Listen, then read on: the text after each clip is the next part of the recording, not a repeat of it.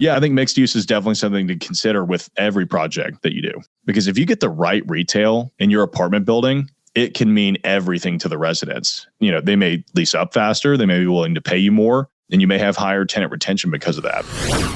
This episode brought to you by Suites at Madison. Meeting and conference rooms for rent by the hour, week, month, or year. Suites at Madison, where business gets done. Check them out at www.downtowntampaoffice.com. Now, on to the show. You are listening to the Invest Florida Real Estate Show, covering topics in lending, buy and sell strategies, property management, hot markets, and tips and tools to guide you along the way on your path to real estate success. You want Florida investment real estate talk? You have come to the right place. And now, our hosts, Eric Odom and Steven Silverman. Hello, and welcome to another episode of the Invest Florida Real Estate Show. This is your co-host, Eric Odom, along with Steven Silverman. Steven, the tide is changing, right? I mean, the markets, we are in flux right now, Steven. Well, it's been an interesting year. We just had our third interest rate hike, and the market's not sure where to go. Stock market's got a lot lower, and yet cap rates haven't changed too much, but it's going to have an effect on the market, and we have to just ride the wave and see where it goes. Inverted yield curve, that means the 2-year is higher than the 10-year Treasury. Which normally signals? Recession. And, it's correlative or causative. And, that's always the debate of when that happens. But the reality is it tends to accompany recession. And as we know, the Fed, they don't have a screwdriver or a feather to dust things off. They have a sledgehammer. And almost always they overreact. And they keep talking about a soft landing. I hope that's the case. They seem to be chasing consumer price indexes, and producer price indexes is really sort of a lagging indicator. You want to really start following things more like the transits, that if you want to see what's going on with the economy. But I don't know. I don't have a tremendous amount of confidence in the Fed. They've made plenty of mistakes here in the past. And our fiscal and monetary policies mistakes seem to be just piling up, Stephen. But I don't know. Maybe they're right this time. I hope they are. Well, it's not just us. All around the world now, you're seeing these interest rate hikes. Oh, yeah. Yeah. So it's global. It's global. It's supply chain issues and a number of aggravating causes, and pumping of money into the systems is causing a lot of this, and they've got to get it back under control. Let's just hope they're right, because they tend to overdo things, and then you push on one lever and it causes another lever to move. So anyway, reviews. We haven't talked about reviews in a while, Stephen. Yeah, so it really helps us when we get reviews from listeners, because when we go out looking for guests that are interesting and whom we can learn from, they want to know who's listening and who they can reach. So when they see positive reviews, it helps. So please leave us a review. It doesn't matter where you do it, but if you can just take a few minutes just to leave something on social media, it helps us a lot. Yeah, I mean, folks that come on, they investigate us to make sure that we're worthy of their time. And obviously, the product that we produce is for you guys, and so you can help yourselves by helping us. Just give us a review. We will read it online, and trust me, our guests and potential guests do see it. They do look, and they do researches before they decide to spend half an hour or an hour with us. So if you haven't done that, please do. And then today, we don't have a Florida boy with us. We got a Tennessee boy with us, but it's going to be a good conversation because we don't have a lot of these types of commercial investors discussing the market here in Florida. And so we're excited to have this guest with us, Stephen. Well, he's worth learning from. He's bold, he's innovative, and he's in the South. So let's roll. Today we have with us Tyler Cauble. Tyler is the founder of the Cauble Real Estate Group. Tyler Cauble's commercial real estate career began in 2013 when he was an in-house leasing agent for a Nashville development firm. After he stabilized the company's assets, Tyler began taking on other projects and put together his first development deal. In 2018, Tyler launched his best-selling book, Open for Business, The Insider's Guide to Leasing Commercial Real Estate, and founded the East Nashville-based commercial real estate brokerage firm, the Cauble Group. Later, he founded Parasol Property Management. Lately, Tyler has been raising capital for value-add investments and new construction development in the greater Nashville area. Tyler, welcome to the Invest Florida show. Stephen, Eric, appreciate you guys having me on. I'm really excited to dive into this conversation today. Absolutely, Tyler. Really appreciate it. Appreciate you coming on. Not mentioned in the bio was you have a pretty successful YouTube channel, and you're doing a lot of work in terms of educating people on the market, specifically for commercial. And I think that a lot of people, they're going to ask, well, yeah, Tyler's in Tennessee. What does this have to do with Florida? Well, the reality of the situation is that because he's doing commercial and he's specifically doing syndication, this is going to be one of those podcasts that's going to be universal in terms of interest from people in our group. Why don't we start, Tyler, by you talking a little bit about your YouTube channel and how people can find you there? Yeah, absolutely. Well, I appreciate you bringing that up. It sounds like I should probably go ahead and update my bio because we don't talk about that too often. So I guess it all goes back to when I first got started in commercial real estate back in 2013. I was 21 years old. And, the industry just has this really old school mentality of just learn on the job. I'm not going to teach you how to do it. There weren't very many resources out there on how to do it. I think back in the day, there were a couple of podcasts. There were definitely no YouTube videos and a few books that I bought off of Amazon. And so that's when I kind of started thinking to myself, once I know enough about the industry, I'm going to start teaching other people how to do it. And when the pandemic hit, it was the perfect opportunity for me to dive all in on the blog because I had nothing else to do. There was that run one week where it was like Wednesday, Thursday, Friday, every day had record stock lows. And on that Friday, every single one of our clients that had a property under contract called us and terminated their deals. And so I had nothing else to do, which was in a way a blessing. So I got to sit in the office and write and work on YouTube and teach people about how to invest in commercial real estate and various aspects of the commercial real estate market, which was a lot of fun. And we're still doing it to this day. I think at this point, we've done over 150 videos. We've expanded into live streams and the podcast as well. And it's been a lot of fun to work on. Well, I found you during COVID while you were thinking about how to reinvent yourself. I was sitting on the couch feeling sorry for myself and channel surfing. So I found a bunch of sailing videos, and somewhere in the first year, I'm like, who's this guy, Tyler Cauble? Look, he's doing some shit I should be doing. That's awesome. I love it. So really Tyler, cool. I confess that I haven't looked at your YouTube videos, but is it targeted more towards investors or to real estate brokers, or who's it targeted? Yeah, it's if you haven't watched the channel, do not go back and watch my earliest videos. That was it's funny to see how far we've come because they're just, the quality is night and day. Our audience is more investors. So we do have a fair amount of videos out there on leasing because I do think that kind of goes hand in hand with investing. You need to understand how leasing and side of things works in order to be a good investor in commercial real estate.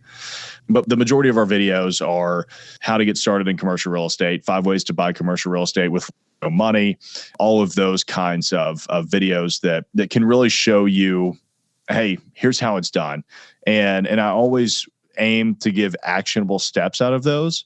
Because one thing that frustrates me is watching content like Gary V, right? He's just get out there and do it. Just get out there and go get it done. And you're like, okay, that's great. What am I supposed to do with that? Yeah. What's it? So, yep, exactly.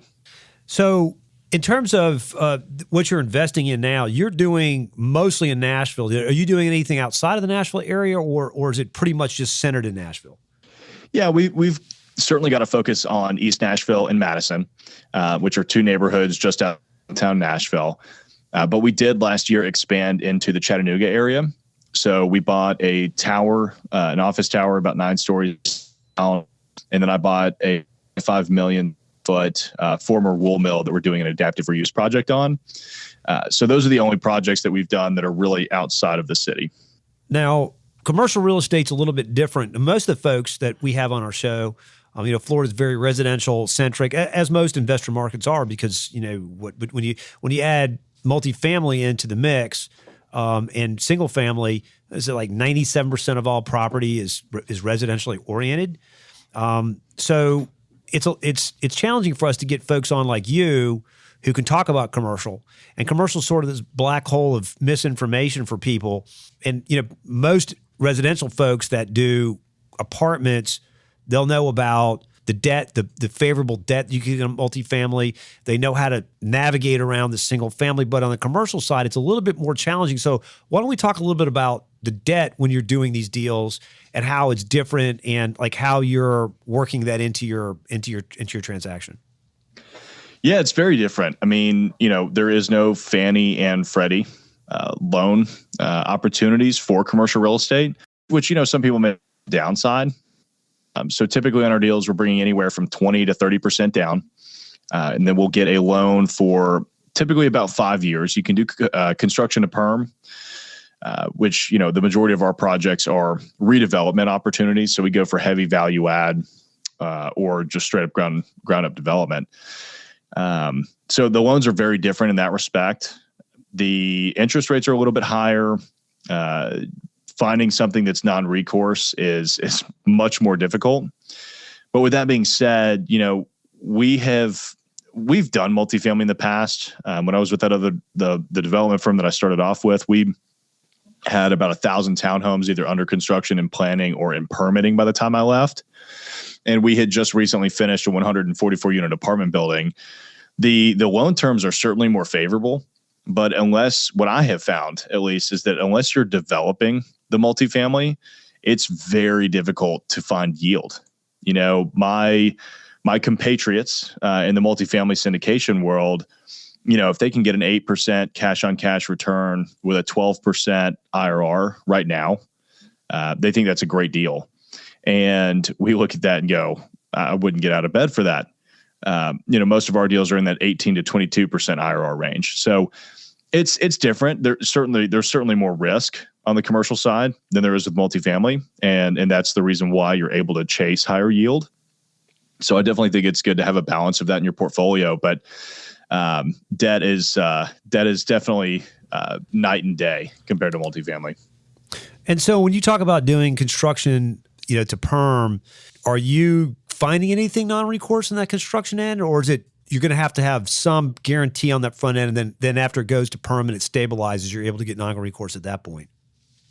So I think that it depends on how big your balance sheet is and how secure the project is, right? Like if you're able to come in with it 100% pre-leased and you're bringing 35 to 40% down, I'm sure there are scenarios where you could get a non-recourse loan on the front end. But typically with construction, you're coming in with recourse, and that loan, even though it's construction to perm, will likely stay recourse through the term. So what you want to do is finish the construction, stabilize the property, and refinance it as quickly as possible.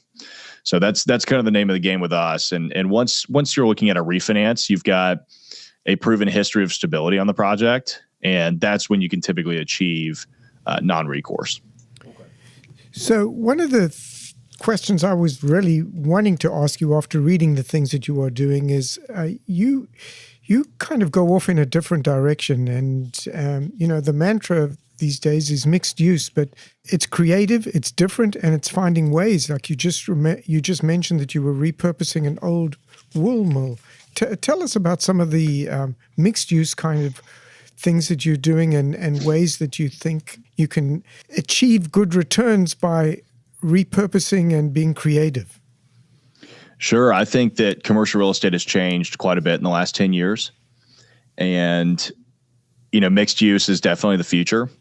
Bringing these projects in where they have different types of clients at different times of the day helps keep the property active. And it also exposes other people to the site, right? So we were working on a project last year. We ended up selling the land, but on that one, it was ground floor restaurants and retail. We had a hotel on site, an apartment building, and then we had offices on the second floor above the retail. And this was all on 4.5 acres. So it's not like this was a giant project. I mean, for Nashville, 4.5 acres it's not huge because you can't build, this was right outside of downtown. It's not like we were going to go build 50 stories. I think the apartment building was the tallest building at 5. So not a really big project, but the way that we were looking at that was, how can we be so different from every other apartment building on this corridor? How can we be so different from every other strip center?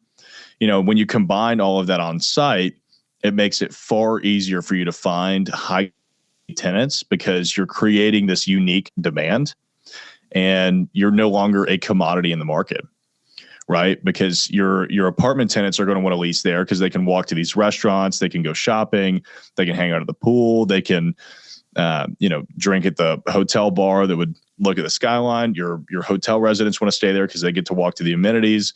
The restaurants, retail, office space all want to be there for the exact same reasons, right? They've basically got this on-site clientele. So it's just a different way of looking at projects. I don't like single-use properties. So, when we develop a multifamily asset in the future, it's going to have some sort of heavy retail component to it. I've gotten brought in by multifamily developers quite a bit because of that, because a lot of apartment guys don't understand retail. Nope. Mostly because they don't want to, right? Mm-hmm. That's not what they do. And I think that leaves quite a bit of lost opportunity on the table, because if you get the right retail in your apartment building, it can mean everything to the residents.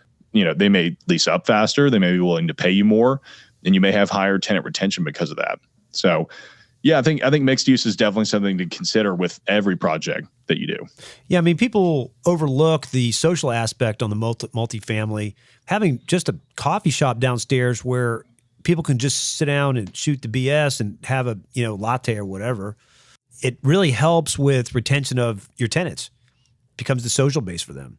I completely agree. It helps people get to know each other better, which means that they're going to build relationships there and probably end up staying there. And it becomes the center of their social life, right? Whereas most apartment buildings, they'll throw like come down here for a happy hour or come down here for bagels. And that's just, it's a little contrived and it's manufactured. Whereas you can build natural relationships just by having a really cool coffee shop downstairs. Mm-hmm. And you could have a bar and do things like that will keep people hanging out on the property more, which is really what you want, right? As a developer or investor, you want people to love spending time where they are, because they'll probably never leave. Yeah. I mean, I read a book, this is, after I'd been managing my own business for years, that talked about what are the items that are important to employees. And it was an eye-opener for me, because I assumed every employee was like me. They're after money, they're after power, they're after growing a business, and they're not, man. They show up to work because they want to be with people that they like. And I don't think it's dissimilar from the residential side, where people will stick around where their friends are. They don't want to drive across town. They want to be able just to hang out with them, have a coffee, a beer, whatever it is, and that will keep them around. So those are the things that you and I are on the same page about, that in terms of like trying to find ways to, more than just the ice cream social, to get the residents to stick around. Yeah, exactly. I mean, there was a project that I actually lived in here in Nashville for a little over a year. And Nashville has this zoning, which I love, that requires apartments within the urban area to have ground floor retail. And there are ways to skirt around that. Obviously, it's just, as long as you have retail, you're good. Well, they put the retail on the back of the property. Oh, God. And arguably the worst place to put it. And guess what? It sat there vacant for 2 years. And I thought to myself every day as I drove past it, how amazing would that be if they had just put it towards the front of the property, moved the leasing office to the back of the property, because they put the leasing office at the front, and had leased it out to some really cool businesses that the tenants would love. Sounds like a repurposing. Exactly. It really would have created a totally different culture in that apartment building. So how are you going about doing the financing of these acquisitions? Are you bringing in outside investors? Yeah, so we'll syndicate the equity. We typically do a 506B syndication, also colloquially known as the friends and family. So you don't have to be accredited, which, I'm younger. A lot of my friends are younger. I wanted them to have the opportunity to jump in, which is why we do that. And then we'll go typically, anywhere from 20 to 30% down and just finance the rest through. We usually go for local lenders, depending on the size of the project. And if it's a little bit bigger, then we'll typically retain a mortgage broker to assist us with that, since, local lenders, most of them can only go to, $10 or $15 million in loans per relationship. So that's usually how we'll do it. It's relatively simple and straightforward. We try to stay away from mezz debt just because we don't necessarily need it on these types of projects. But yeah, we'll just syndicate the 20 to 30%. And because you're doing a lot of construction to perm, and that first bid is frequently recourse, how are you dealing with that with your investor class? So we don't allow any of our investors to sign on the debt, right? I mean, that is our responsibility as the general partner to take on. And so if I need to, I can bring on a debt guarantee partner. Okay. Typically, what we've traditionally done is I'll just bring in other partners into the GP, into the general partnership, and we'll all sign on the debt, and that's fine. One thing that we're testing out now is actually paying a debt guarantee partner. Hey, maybe you get maybe you get X% of the general partnership, or maybe you get a 0.5% on the outstanding loan balance every year, whatever that ends up being. We've looked at several different ways to do it, but you don't have to be the only one with a balance sheet in the deal. There are ways to get creative with that. Okay. And finding deals, how many agents do you have in your office? Yeah. So I've got 5 agents right now. We're looking at bringing in a couple more, but there's 2 that I really work with the most that are active on the deals that we are doing. One of them has brought me 2 deals within the last 2 months that were both off market. One is currently under contract, one's about to be under contract. Historically, since I come from a commercial real estate brokerage background, I have just found the deals off market. That's not to say that we wouldn't buy a deal on market if it's a good deal. Sometimes we'll see an opportunity that others don't, just because we look at things very differently. But it's kind of transitioning over from me to my team to go find those opportunities. And they're just smiling and dialing, or they got some other magic formula to find deals? Yeah, some of it's smiling and dialing. We actually don't do a whole lot of cold calling here. A lot of it is just knocking on doors and building relationships. I mean, the one that we currently have under contract, it was a hotel that he just stopped in, literally knocked on the door and spoke to the owner. So, I've found building relationships is the best way. Social media, I'm very active on social media. And I posted a story on Instagram one day that I was driving down to Chattanooga and wanted to look at some buildings. And a friend of mine sent that story to his friend in Chattanooga, who called me. We grabbed lunch, and he's like, I've got 2 or 3 buildings off market that I can show you. And we were under contract on one the next week. Wow. So just leveraging your network is often one of the best ways. I mean, you'd be amazed at who other people know. And how are you finding your investors? Is also mostly through social media? Mostly through social media. I would say it used to be a majority through Instagram, just because I've always shown kind of the behind the scenes and told the stories about what we're doing. Nowadays, it's almost all YouTube. I mean, it's wild how broad of an audience you can reach on YouTube, and just meeting people out in public. And we also get a fair amount of referrals from our current investors. But yeah, I would say social media is by far the biggest driver of our investor base. And what asset classes are you focused on right now, or do you not focus on any one thing particularly, just looking for good deals? We actually don't focus on any asset classes, which I think makes us a little bit of a unicorn when it comes to the world of syndication. You've got a lot of guys that will do just multifamily, or a lot of guys that will do just industrial. And since I came from a boutique development firm where we did office, retail, industrial, mixed use, multifamily, single family custom homes for sale, we did everything. It was very opportunistic. I got to cut my teeth on all different aspects of commercial real estate. So it makes us a little more unique, and it makes us a little more nimble. So, if like in 2020, the office opportunity kind of went away for a little bit, well, we didn't have any issues because we were focused on retail and restaurants, which were thriving in Nashville. So we focus more. You still have to have a niche, right? You can't just be a jack of all trades. We focus more on neighborhoods.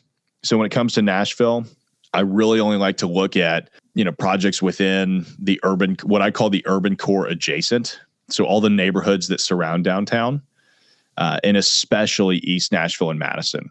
That's where my office is. That's where I've been doing brokerage for the last 4 or 5 years. And we know this neighborhood better than anybody. So for me, I know if we find a piece of land, whether it would be better for self-storage, or office with restaurants on the bottom, or maybe it's an apartment complex with a brewery. It's just very easy for us to determine what the project needs to become. So just given your global perspective and working on these different asset classes, what are your feelings? And it's a really hard question, but which classes do you think have still got a lot of runway? Which might be tougher? Is there anything you feel strongly about? Yeah, I feel that multifamily is, and God, this may be controversial, but I feel like multifamily may be the worst asset class to look at. But it depends on your investment goals. If you want something that's incredibly secure and you're fine with lower returns because of that, then multifamily is great, right? I'm not in that point in my career where I'm okay with 8% returns. And so actually 3 years ago, we stopped focusing on multifamily altogether because in Nashville, it just got so frothy. That's when stuff started selling for sub 4 caps in Nashville. And I couldn't wrap my head around that. So I would say multifamily is the only one that I'm a little negative on. Now, that being said, we would develop an apartment building in a heartbeat if we had the right opportunity, because that's where the yield is still in multifamily, because then you just build it, you lease it up, and you sell it to a private equity firm that is okay with a 3.75 cap. I think that office, retail, industrial, I think they're all doing great. People are a little bit leery on office space because of what has happened over the last couple of years. And everybody's saying, oh, well, work from home is this new trend. I think work from home was here before the pandemic. It'll be here long after. And I think a lot of companies are changing the way that they operate to allow people to do that more often. But I'm not going to hire an attorney that says, hey, come meet me in my house. That's weird to me, right? It doesn't seem like you're a very successful attorney. And that goes for a number of different industries, right? So I think a lot of these businesses will still maintain office space in some form or capacity, whether that's still, 100% work in the office, or maybe they just get a smaller office and, the team has shifts in which they work from home and in which they work in the office. Yeah. And getting back to my original comment before, employees, and what's interesting, we saw this before in 2009. In fact, it happened with some of our clients. They said, we're going to work from home. That was after the 2008 recession. And then 2 years later, they're back and they're going, our retention just fell through the floor. And people say they don't feel connected to the firm anymore. And so to say we're going to work from home and have no component where you're coming into the office and being human denies the reality of the situation. Those firms are going to end up in the same place. Relationships are really important for why someone feels connected to the organization. And I just think the whole thing of office, and I said this when it all started with COVID, they said, all these buildings are going to be in default. And I'm like, no, they're not. You just don't understand how business works. You have to have a culture. Yeah, it totally destroys your culture. And for a lot of people, culture is the reason that they will stay at a company for 30 years. Yeah. Right? Because they just absolutely love where they work and what they do. I have a hard time seeing how office is going to go anywhere. It's, going back to what I said earlier about your projects and making them different and making sure you're not a commodity in the market. Once you have people working from home and there's none of that special sauce that's making it a great work environment, your employment is just a commodity. As soon as somebody sees something that's paying them $1 more, why wouldn't they jump ship and go do that? And they could still do it from home. Exactly. They don't have to change anything. I was having a conversation with one of my law firm clients the other day, and he was just lamenting the situation with the new attorneys, the associates. And he says they're so retarded in their development, and they don't want to come into the office because they're comfortable. They're young and they're comfortable with technology. They want to be but they don't know anything. And it's hard to teach them if you're not sitting in the office in the bullpen where we spend time talking with clients and pulling them into meetings. And it's so much harder. And so he says, we hire them and they leave. We hire them and they leave. And then you see 6 months later, they left for one firm and they're already at another firm and they still don't know what they're doing. I think it's doing a lot of damage to younger people, a lot.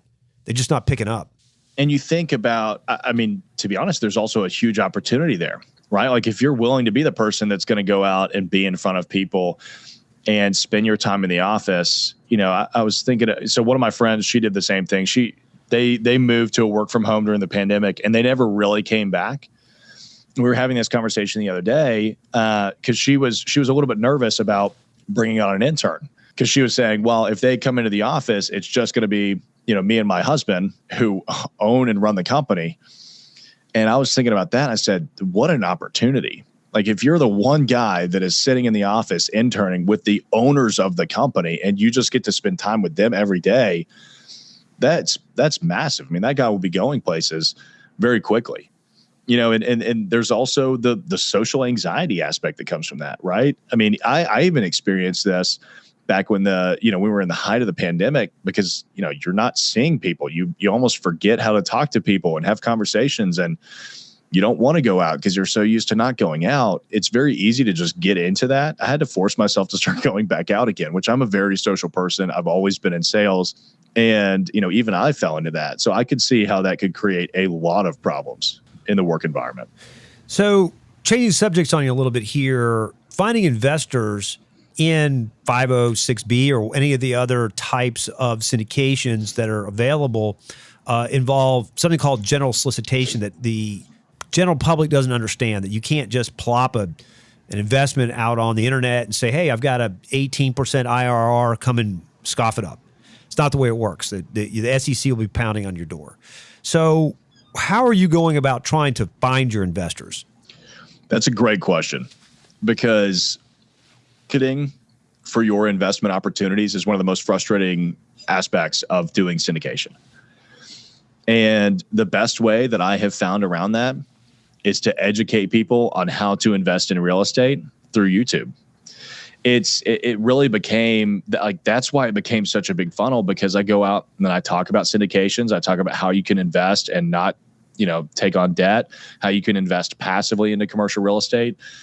And that's what has driven a significant amount of our investors to us without me explicitly going out and saying, hey, we raise capital, come invest. Because I can't, whenever I have a project, I can't just say, hey, here's this deal, come invest in it with me. You have to already be on my list. We have to have a pre-existing relationship. I can't bring anybody into the fold after I've released an offering. So the other thing that I'll do as well is I'll market my properties. And by marketing, it's just, I'm posting about it on social media. I'm talking about it. Hey, we're sending our investors their K1s today. Hey, we just made a distribution to our investors. And I share all of that kind of stuff. And so that is stuff that you can share, right? Here's the behind the scenes of this project. We raised $2 million from our investors for this, and we just started construction. So see what's going on. And it's kind of it's certainly a more passive way of marketing for investors, but it's the best way that I've found so far to actually attract the right people. And so are all your fundraisers property specific, or have you been able to also do blind funds? We've really considered doing funds. I think that that's something that we'll move into in the next year or two, but every project that we've done thus far has been property specific. Now, one of my goals with all of the projects that we have acquired and stabilized to this day, and the ones that we're working on now, a lot of them are in my neighborhood in East Nashville, which is where I want to spend the rest of my life. So I would love at some point to raise a fund that buys all of those investors out, and then I can just sit on it, right? Because those investors that will want to come into the fund, they get all the benefits of having the diversity across all these different assets. They're already stabilized. They don't have to take any of the risk on the front end like these other investors did. So there's an opportunity there. But also, raising a fund would give us the cash to just go do the deals, right? Yeah, you could move really quickly. Exactly. I wouldn't have to focus on fundraising so much, which is, it's my least favorite part of doing commercial real estate is fundraising, which is probably why we haven't moved into a fund just yet, because that means that I'd be focused basically on raising a fund for 3 to 6 months only to make sure that we can hit that. But yeah, it's definitely on the horizon. Awesome. Tyler, really appreciate you having a little chat with us today. We probably kept you longer than you probably wanted to be with us, but why don't you tell us a little bit about how folks can get in touch with you? And you already mentioned the YouTube channel and maybe other projects you have going on. You've got some educational stuff coming up, don't you? Yeah, absolutely. So first off, I always love talking commercial real estate. So you're definitely not keeping me too long. I'm very passionate about this industry. So this is one of my favorite things to do. So I loved being on the show. Thank you guys for having me. Yeah, if you want to connect with me, Instagram is by far the best way. At Commercial in Nashville. There's underscores on there. I respond to every DM I get. If you're interested in learning more about commercial real estate in general, check out my YouTube channel, Tyler Cauble. And we're currently working on a course. It's not going to be out for a little while though, but if you follow me on Instagram, you'll definitely get some updates on that. Yeah, for those of you listening, it's Cauble is Cauble. So Tyler, thanks very much for joining us. We look forward to seeing you a little bit more on YouTube, and maybe we can catch up in the not too distant future. That'd be great. That's right. Yeah, next time I'm in Florida, I'll give you guys a ring. Awesome. And that was Tyler Cauble speaking commercial real estate syndication. Stephen, what were your thoughts? Well, I thought it was particularly interesting talking to Tyler because he has an all-round perspective. You know, often when we talk to people, they're so highly specialized. He's able to look at the market and pick the segments. And I thought it was really fascinating, some of his observations. You know, the whole world talks about multifamily, and like 90% of the calls that come in are for people wanting to buy multifamily. And Tyler stands back and he says, look, you know, that's fine, that's great, but you can't get the yields there unless you develop. But there are other asset classes where he's more comfortable, and the whole direction of mixed use and really using a property day and night is where the future is. And, you know, I mean, Tyler obviously wasn't talking about Florida, and that's, you know, it's hard for us to find folks in Florida that is doing what he does. In fact, as I said, I started listening to Tyler during the COVID, and I was like, wow, there's a connection here. And I felt that our listeners would be, you know, interested in what Tyler has to say, because it's just challenging us for us to find folks who can talk about this, and we'll talk about it, and particularly in the smaller asset classes or smaller size deals, because a lot of the commercial is very large. In their institutional level, $30 million projects. And it's just kind of, a lot of that's out of most people's capability of playing in that game, right? And so this is more, I think, where most of our listener base is, to be able to put in $100,000, $150,000, $200,000 into a project and see something and really help improve their neighborhood. So it's Nashville, but it's still, I felt like there was a connection for folks in Florida, and certainly Tyler, I love listening to him on YouTube, so it was good for me. Yeah, absolutely. Well, guys, Tyler was a terrific guest. And where can you find more terrific guests? You have to go to our website, www.investfloridashow.com. Also, download the app and listen while you're mobile. You'll learn while you're driving or in the gym. Guys, as always, we appreciate the time that you invest with us each and every episode. And until next time, hasta la vista. You've just listened to the Invest Florida podcast with Eric Odom and Steven Silverman.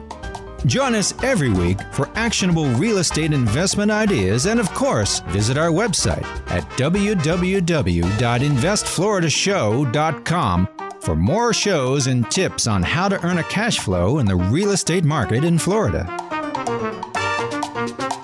While hosts and producers of the Invest Florida show have no reason to doubt the validity of comments of our guests, we do not warranty their accuracy. Please check with your legal, financial, and tax advisors before entering into any investment. Returns will vary from person to person and deal to deal based on unique circumstances. All information expressed in this show is for educational purposes only. Opinions of the guests are not necessarily shared by the hosts and producers of the Invest Florida show.